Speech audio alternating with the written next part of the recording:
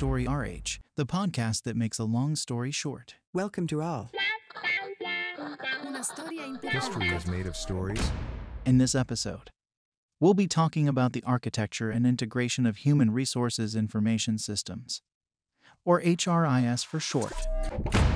Architecture is the art of designing and building a structure, including the basic framework and style of the construction. It's also a term used in information technology. Don't worry, we won't be talking about floor space or throwing around words like Roman, Baroque, and Gothic. We're talking about the way architecture, planning, and development apply to human resources information systems. So, what's the story? In computing, architecture is the art of arranging components into a complex whole. Like a physical structure, an HRIS also has its own architecture, shape, and framework that makes up its backbone and style, the way its component HR applications are put together. Roman author and architect Vitruvius is famous for setting out three fundamental principles of architecture: strength, utility, and beauty. So, do HR information systems need those same qualities? Do they really need to be strong, functional, and beautiful? Yes, of course. Their utility is their ability to deliver HR processes effectively in terms of quality, costs, and lead time. That's their functional coverage, the different areas covered by the system. In the case of human resources, that includes things like annual appraisals, talent management, and wage reviews, and how all that is connected to users. Their strength is their load capabilities and safety features, for example. And lastly, their beauty lies in the user experience. And I'm not just talking about visual design. The same goes for architectural styles. HR information systems have their own style, shape, and inherent properties. For example, there's a difference between integrated information systems and best-of-breed information systems. And there are plenty of properties that define the style or design of a human resources information system.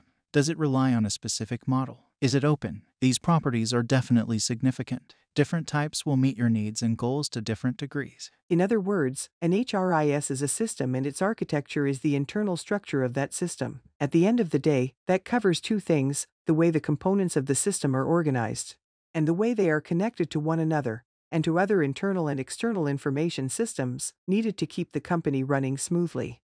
To finance and accounting, for example, or to external systems like the ones used for payroll reports. That's what we call the software architecture, or application architecture, since the system is made up of HR software applications. But the term functional architecture also works in some respects. At the end of the day, the architecture is basically the way a system is organized, which also leads to the terms technical architecture and hardware architecture. When we talk about HRIS architecture, though, we're usually talking about software architecture. All of this is modeled by a map or a diagram that provides a snapshot of the HRIS software architecture. But HR information systems are not set in stone. They adapt to changing needs over time. As new needs surface, others disappear, projects merge, and so on. There are lots of other reasons why we need to keep upgrading HR information systems. New legal requirements. An application no longer supported by the publisher.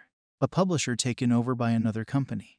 An upgrade to meet needs not covered by an earlier version of an app, etc. Basically, anything that's part of the life of an HR information system and requires an upgrade. Thinking about and implementing these upgrades is all part of the process of planning and development, which is a sort of ongoing transformation to make sure the system always meets the latest needs in the most cost-effective fashion. A bit like the way town planning and development works in the urban environment. Yes, HR information systems require the same sort of planning and development, all with a clear framework and focus. A target architecture, taking account of needs, opportunities, and limitations in the near term. This planning and development process is a way of keeping the HRIS healthy and in good working order.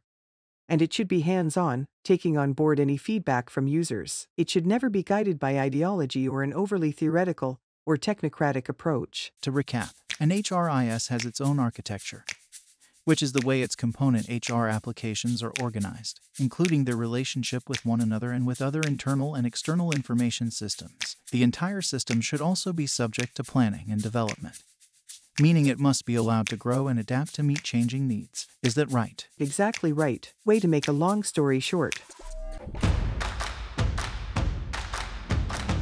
Story RH, the podcast that makes a long story short.